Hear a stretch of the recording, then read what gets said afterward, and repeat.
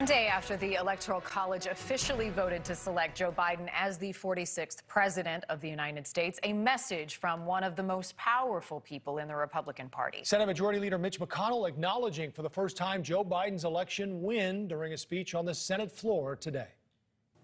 Many millions of us had hoped the presidential election would yield a different result.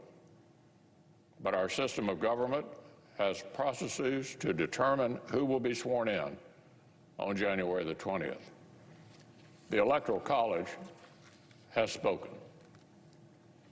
So today I want to congratulate President-elect Joe Biden. The Majority Leader and President-elect now vowing to try to work together. Not everyone is on board, though. NewsNation correspondent Joe Khalil live for us in Washington, D.C. tonight with the latest developments from another busy day. Joe?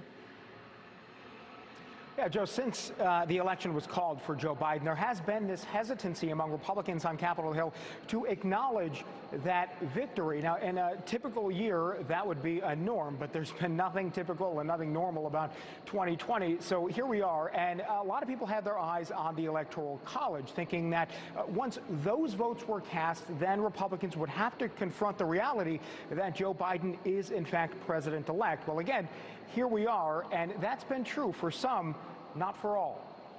So as of this morning, our country has officially a president-elect and a vice president-elect. The most powerful Republican in Congress, Senator Mitch McConnell, formally recognized Joe Biden as president-elect Tuesday. The legal and constitutional processes have continued to play out. While some followed his lead, there remains a group of Republican lawmakers who either haven't acknowledged Biden's victory or who publicly maintain President Trump still has a chance to hold on to the presidency. So everybody comes to that decision on their own. Republican Senator James Lankford says despite the Electoral College results, President Trump's campaign still has the right to pursue legal challenges, even if they're unlikely to succeed. The Electoral College being certified this week means there's very little chance. Still, Republican Congressman Mo Brooks says he plans to object to the Electoral College results in January when Congress certifies them in a last-ditch effort to overturn the results. Brooks says he has the support of double-digit Republican House members. Mr. President, I object to the certificate from the state of Georgia. In 2016, a similar objection was raised to President Trump's Electoral College victory by House Democrat Pramila Jayapal, but it was quickly shot down by then Vice President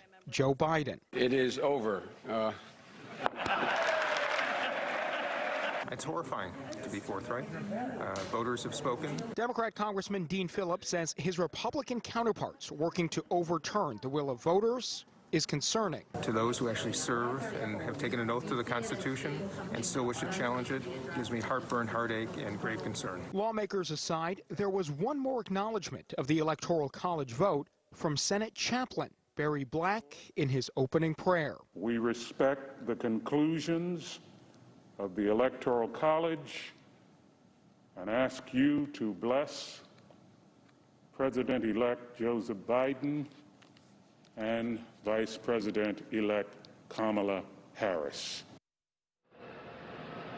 Now, guys, follow me here for a second. In January, it is possible that some members of the House could put up a legitimate challenge to the Electoral College votes if they object to them and then a senator joins them in that objection. What would happen then is the Electoral College results would have to be debated among both chambers in the House and the Senate. Again, that's unlikely, and we actually asked Senator Lankford today if there were any Republican senators planning on joining a challenge. He said so far he doesn't know of any. He also tells us Mitch McConnell told all the Republican senators today that that would be a messy situation. He recommended that none do that. Reporting live tonight at the Capitol, Joe Khalil, NewsNation.